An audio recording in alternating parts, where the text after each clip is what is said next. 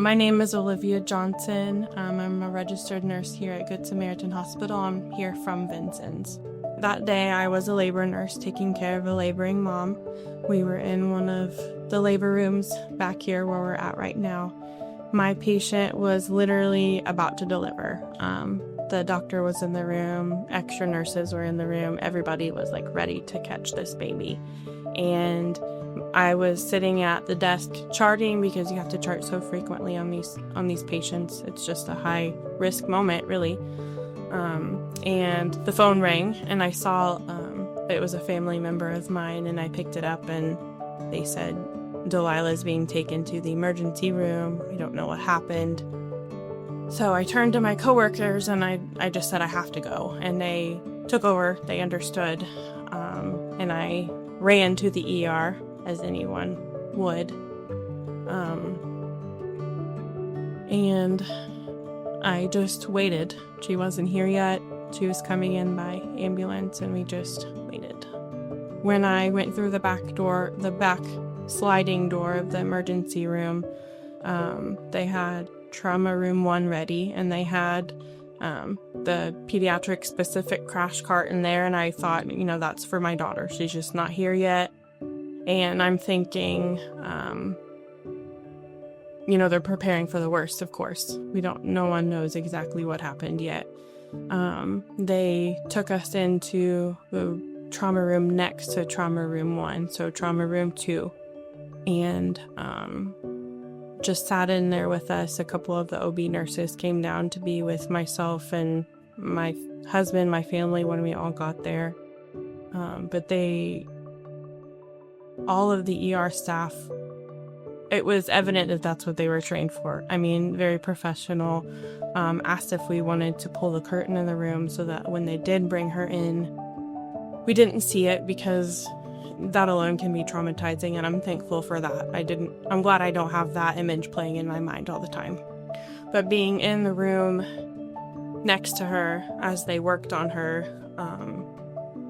just hearing, all of the alarms on the monitor, just hearing everything when you're working on a patient in that manner, I definitely remember all of that. They kept us updated.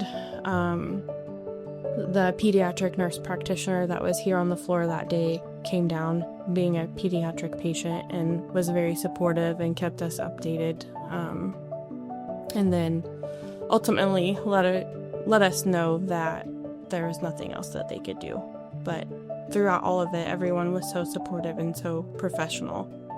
I know, being a nurse, not everyone knows this, but I know they did everything that they absolutely could have done, but there was just no way.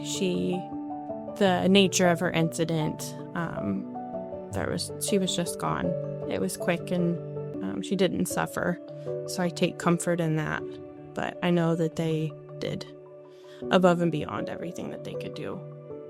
One thing that I do remember, I believe it was Madeline, my manager here on OB at the time. She reached out and she said that the foundation was going to try to just take care of the bill. Everything from in the ER, and it can get expensive, of course, with the nature. But that was all taken care of for us. We never had to look at it, touch it, nothing. And that was really much appreciated. And then to kind of expand on that, just other things people throughout the hospital did. I had over 100 hours of PTO donated to me, which was amazing. It was able to extend my leave and give me more time to just recoup. Not that you ever can from something like that, but just more time to take off before I was ready to come back. Another big thing that my coworkers did here on OB, when Delilah was still here after she had passed away, they went down and did hand and foot molds of her like they would do on newborns who have passed. So I have those in a box at home that I'll keep forever. The summer before Delilah passed away, we went to Joann Fabrics and picked out some Minnie Mouse fabric, and I made her a blanket out of it. And she carried that thing everywhere. It was disgusting. But after she passed away, Madeline offered to go look for that fabric to make my husband a tie for the funeral. She wasn't able to find that fabric, but she found another Minnie Mouse fabric of some sort, and she made him a tie for the funeral. And we still have it, of course, but that was very special to him. It was pretty hard coming back. Bittersweet, mixed emotions, obviously. I was worried about some like moments of PTSD, maybe, jumping up on me that you might not expect. And that did happen. Where I walk into the hospital, where I park and walk in, was the path that I ran to the ER. So walking that path again wasn't easy, but I truly loved my job up here, and I still love it up here on OB. And I tried to do like exposure here and there of certain things.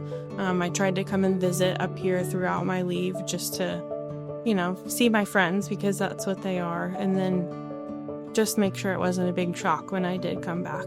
When I came back to work, I did start out with like 4-hour shifts and 6-hour shifts, and then eventually a 12-hour shift, because it was a lot mentally. But they were always so supportive throughout all that, asking, how many hours do you want to work next week, and just checking in along the way.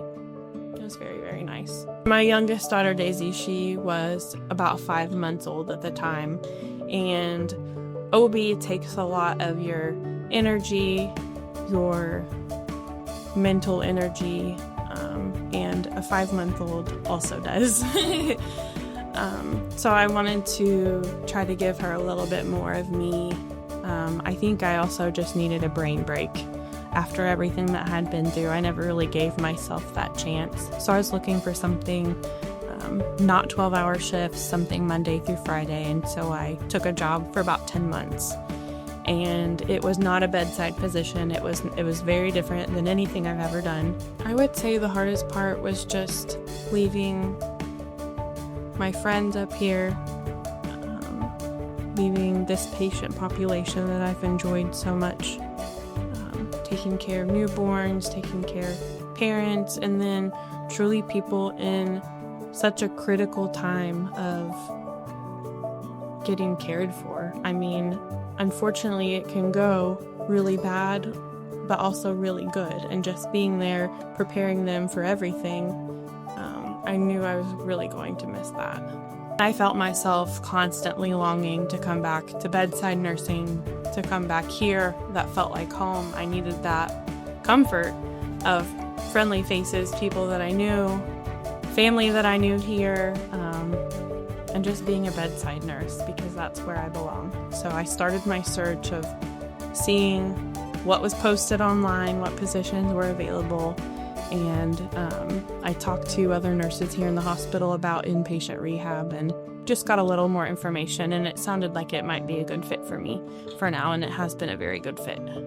Definitely feel like I was back home. I felt like I was back home, which was nice. Working with coworkers that I didn't necessarily know yet, but still friendly as ever as anyone that I've worked with here. Not everyone knew my story and what I had been through in the last 3 years. My preceptors that I did orientation with, I did tell them up front, just because I explained, if I hear that there's a code in trauma room 1, I might go to the bathroom for a few minutes. I might go sit down for a few minutes, fully expect that. But I also may not. I may be fine. Just giving them heads up. And they were always so supportive. Always saying, whatever you need, I'm here. Just let me know. And that was very nice. It really always has felt like home, just from truly seeing people you may be related to. I'm sure I have a million family members working here. When you fill out the application and they ask, I'm like, okay, I'll do my best. But just seeing people that that you've known for a long time, and then just people that you become friends with while working here. So truly every day, it does feel like home.